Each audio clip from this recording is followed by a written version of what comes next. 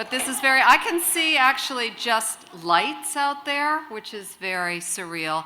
And I do feel like I've never stood up and actually tried to tell a story without reading something in front of me or answering someone's question. So it's very much like those dreams you have when you're on stage and you have no idea what your lines are, and it's very odd. So, but I do have a story, and it does fit the criteria of not a man. Some time ago, I went to the coronation of a king in Africa. And it sounds like a fairy tale because many things about this story were like a fairy tale to me.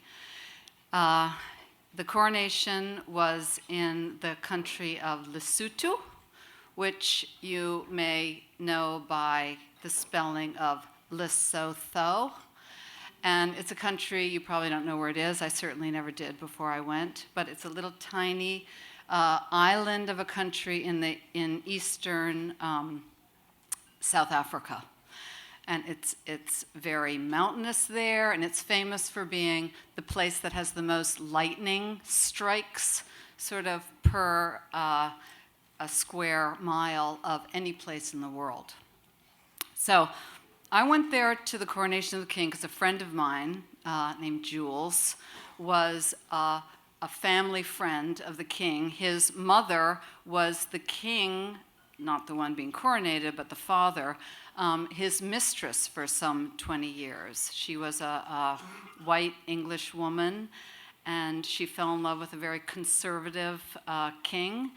And he had a couple of wives, I think, on the side, and then my friend Jules's mother. So Jules grew up partly in Lesotho. He was a journalist, and it was sort of like this was his stepbrother who was becoming coronated. His father had fallen off one of the steep roads in Lesotho and died, and now he was going to be the king. So we went to the coronation, which was very surreal and fairy tale-like. There was a stadium had been built. Prince Charles came. He was wearing like a white hat, looked like a sailor, like an officer. There were dancers, bare-breasted sort of schoolgirls dancing along. It was an odd kind of coronation. And then the king himself, when he was crowned, it was with not just the pelt of a leopard, but the actual leopard's head went like on top of him in a Armani suit that he had on. Anyway, one of the reasons I got to go to this, I was with my friend Jules. He had a new girlfriend there, and we had sort of picked up along the way when we stopped in Joburg on our way driving down someone who I'll call the handsome wreck of a journalist. It was a man who I had met a couple of times before, and one thing led to another. He ended up joining us on this trip as my companion. And he was, he was sullen and full of doom about the world, and he was totally right up my alley. So we traveled in one car, Jules and his girlfriend traveled in another, and I had gotten this sort of job to go there by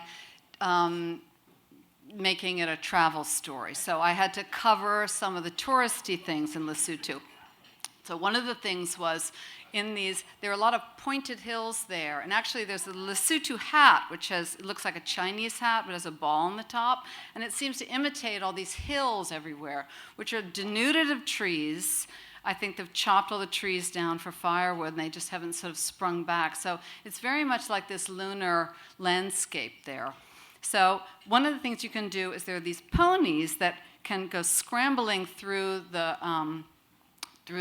paths on these hills, and they're very low lying so that they can, I'm quite small, and just my feet could almost touch the ground on these little ponies. I don't really ride anyway, but we went to go and ride in these ponies because it was kind of a touristy thing to do. Needless to say, there was no one there at this outpost where me and the handsome wreck showed up. But I was feeling a lot of love. And the ponies took off up and down, and it was fine. I really liked it. There were places where suddenly there would be grass blowing, and it was very, this was very fairy tale-like moment. And the guide we had kind of took us down to a little hut, and out came, and it's like an old crone with one tooth, and she said, "Come into my hut." We came in. It was like a sort of magic thing, and she had the sorghum beer brewing in the thing, and she gave us a cup, "Have a sip of the sorghum beer." It was like pure alcohol. We all drank that.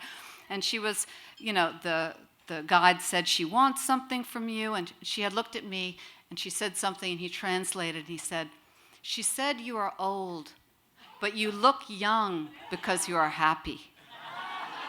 And I thought, this lady gets me, so I thought, what can I give her? She was asking for something in exchange for the sorghum beer, and so I didn't really have anything on me, so I took off my socks and I gave them to her, which that seemed to be okay.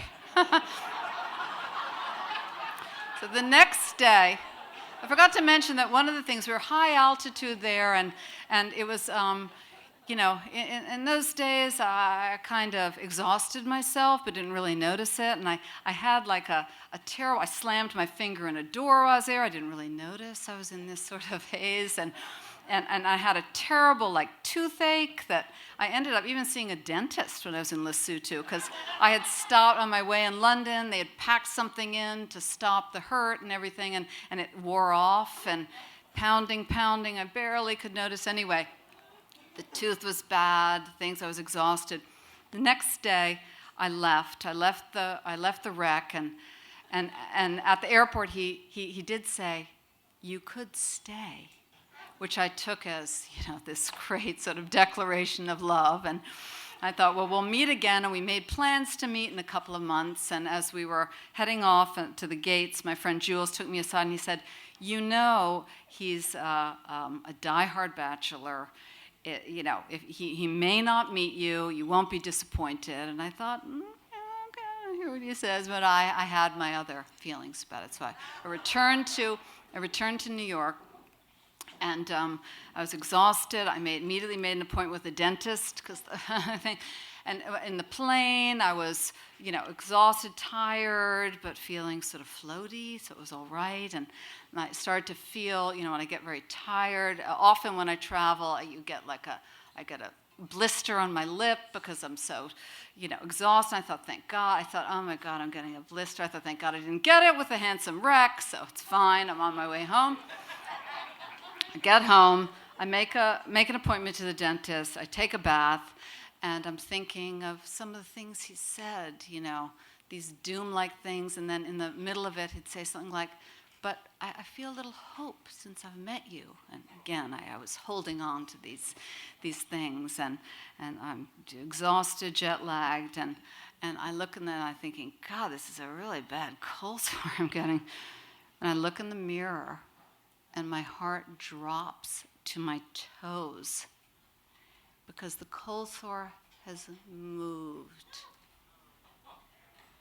There is something inside my lip. Now, if you've ever been to Africa, people love to entertain you with stories of the creatures that get in under your skin. There's the African eye worm that bites you as a fly, turns into a worm, and finds its way to your eye, where you can see it. There's the mango worm. And people always say, watch out, don't leave your clothes up hanging on the clothesline, because the mango worm lays its eggs there. You put your clothes on, it comes in, it makes little festering things, and out pops a worm. So this is the stories you hear. But this worm, I don't think wanted to be there. So I called Dr. Cahill. Now, also, if you've ever been to Africa, you know that Dr. Cahill is the person. He's on the Upper East Side.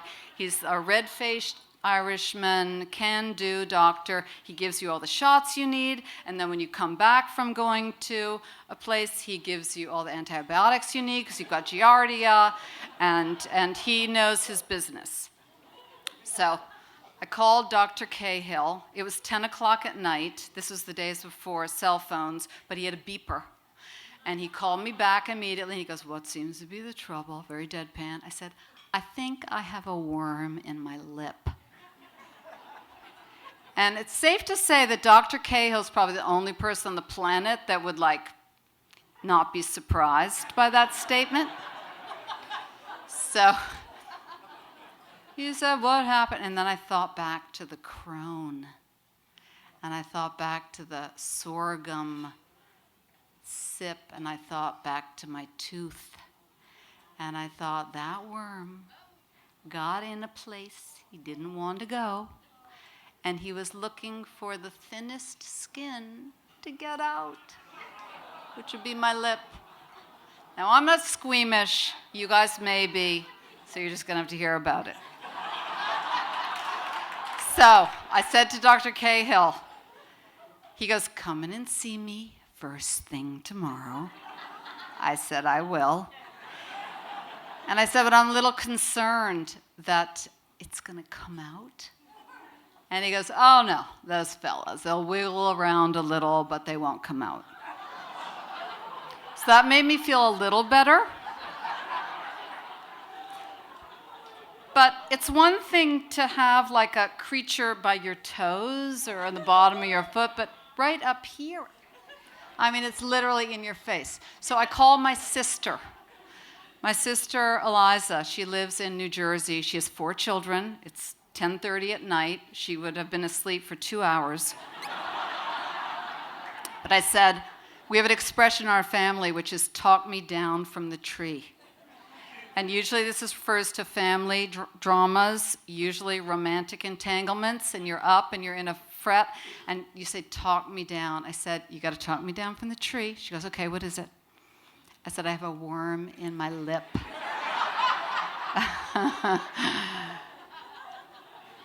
She said, "Okay." She had an answer right away.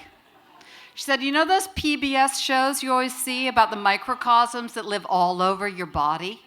And they're like creatures like this, living on your eyelashes. There are thousands of them."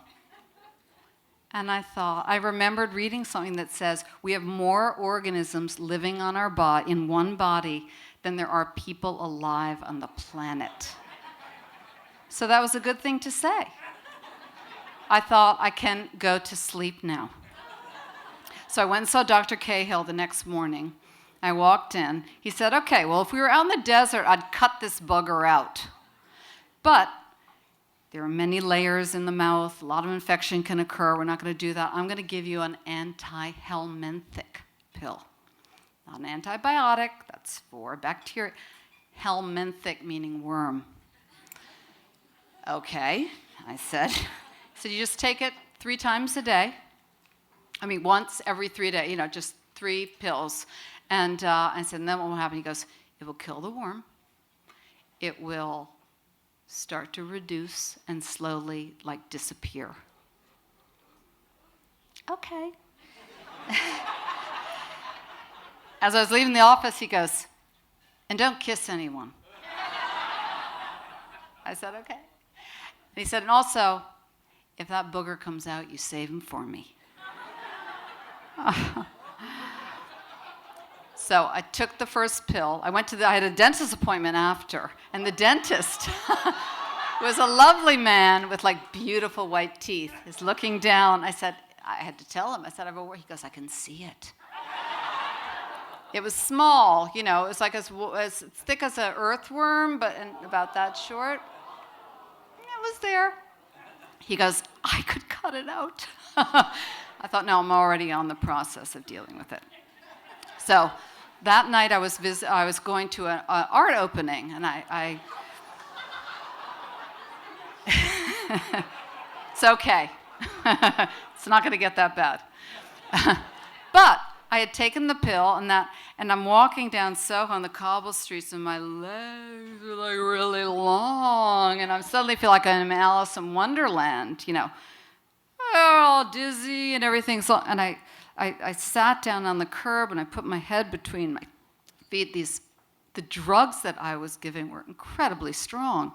And my friend came up to me thinking I was drunk or something on the sidewalk and said, "What's the matter with you?" And I looked up and said, "I have a worm in my lip." She wasn't expecting. Anyway, the worm, I called Dr. Cahill. I said, "What's going on with these drugs?" He said, "You're taking antihelminthics. You're trying to kill a creature that has a digestive system, a reproductive system." I said, "Okay, so enough. That's fine." The worm died. It dropped down. I won't get too vivid about it, but it felt like a little scar there, like a bit your lip or something. And then slowly, after 6 or 7 weeks, it finally disappeared. The man, the handsome wreck, and I had a few phone calls. One of them, he said, "Don't forget me." I said, "I won't."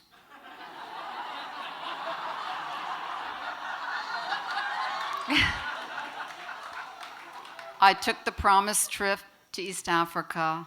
He didn't appear. Some months later, I had word from him, or word of him, and the diehard bachelor had gotten married. And I like to think that I planted something in his little corroded part of his heart that swam up into him and gave him hope for love. Thank you very much.